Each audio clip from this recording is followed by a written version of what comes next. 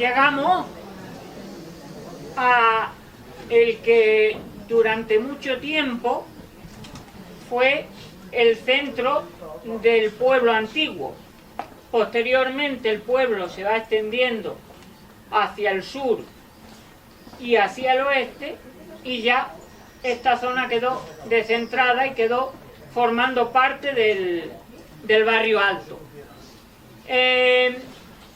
Aquí hay una gran discordia, porque sí, Viriato nació en esta calle, ¿pero dónde? Unos dicen que esta es la casa de Viriato y otros dicen que esta. No hay acuerdo. ¿Qué ocurre? Que muchos dicen, si no estuvo ahí, estuvo aquí, pero en esta zona nació. Así nos lo han contado. Yo creo que todos los guijeños actuales alguna vez hemos oído a nuestros abuelos hablar de Viriato y contarnos lo que a ellos les habían contado sus abuelos. Y me van a permitir que yo les cuente aquí mi testimonio personal. Cuando yo era pequeño y pasaba muchos ratos con mi abuelo Juan, que era ganadero, me contó lo que le había contado su abuelo, que vivía curiosamente a la vuelta de esta esquina. El abuelo de mi abuelo era cabrero, fue cabrero toda su vida, a excepción de 11 años en su juventud, en los que fue militar. En la época en la que mi tatarabuelo, Esteban García Castañares, fue militar,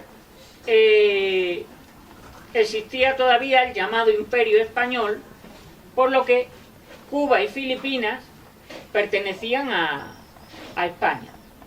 Entonces a mi tatarabuelo le destinaron a Manila, capital de Filipinas. Estando allí ya un tiempo, en Filipinas, hablando con un capitán del ejército, le preguntó: García, ¿usted de dónde es?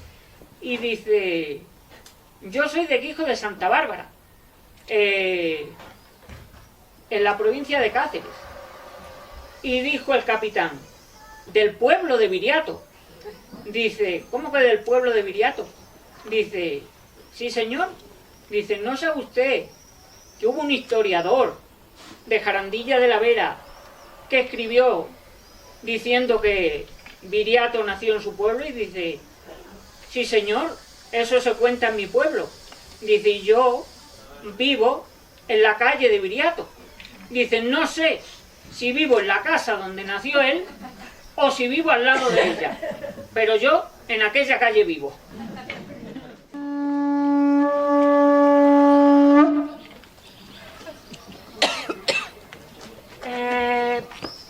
Toda cultura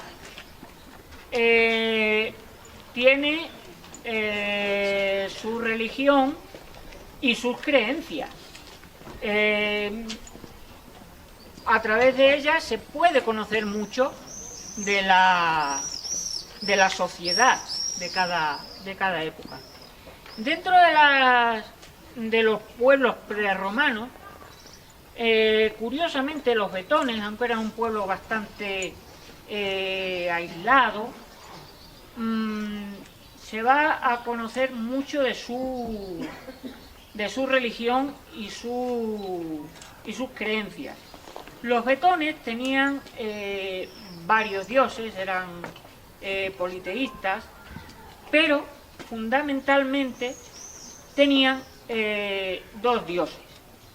Bailico era el dios de la guerra y se asociaba con el lobo. uno de los santuarios más importantes de los betones, dedicado a Bailicus, estaba en Postolobos, en Candeleda.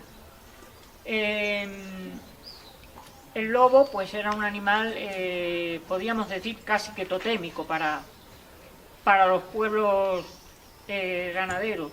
Ciertamente era un animal dañino por un lado, pero un animal realmente espectacular por su organización social, que recordaba mucho a las organizaciones de los pueblos tribales y los pueblos pastoriles. La otra gran diosa de los betones y también de los lusitanos era Ataecina, que era la diosa del renacer, que se asociaba siempre a los manantiales, a cursos de agua, y su símbolo era la cabra, un animal claramente betón, por la influencia que tenía para ello. El sacrificio de machos cabríos y demás era una costumbre muy extendida en Grecia. Y los betones tuvieron contacto con los griegos. No se sabe muy bien de qué manera puede un pueblo del centro de la península ibérica tener contacto con los griegos. Pero lo cierto es que Acedo de la Berrueza, el historiador que mencionaba antes, dejó escrito que los griegos de la ciudad de Epiro fundaron Jarandilla de la Vega. Yo esto siempre lo consideraba como un hecho curioso, una anécdota que posiblemente tuviese poco de realidad después de tantos siglos, pero curiosamente hace un par de años, en un estudio en el que colaboré con la Facultad de Veterinaria de la Universidad de Nápoles, en Italia, y con un ingeniero agrícola de Soria, nos fijamos en que en ciertas partes de Grecia, en el sur de Italia y concretamente en la comarca de la Vera, hay poblaciones de cabra exactamente iguales.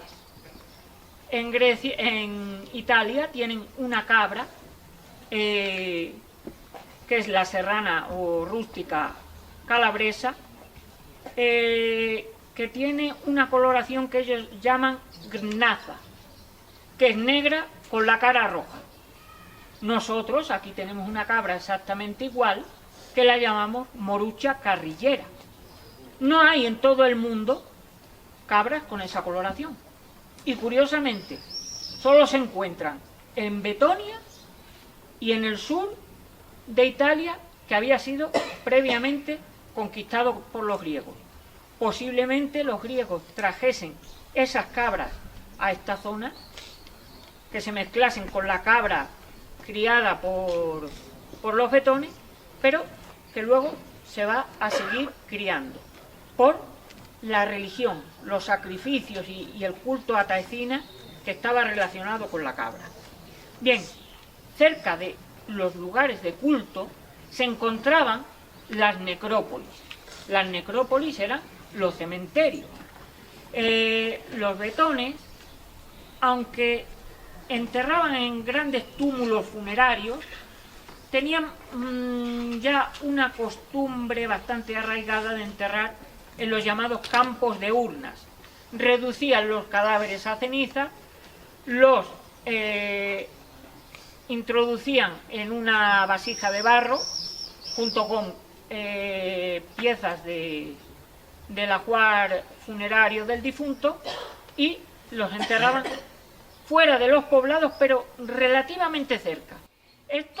Estas necrópolis se van a seguir utilizando por las siguientes culturas, y el lugar en el que nos encontramos fue utilizado como lugar de culto sigue siendo hoy, lógicamente, que es la parroquia del pueblo de Nuestra Señora del Socorro, pero también como necrópolis o cementerio hasta el año 1869.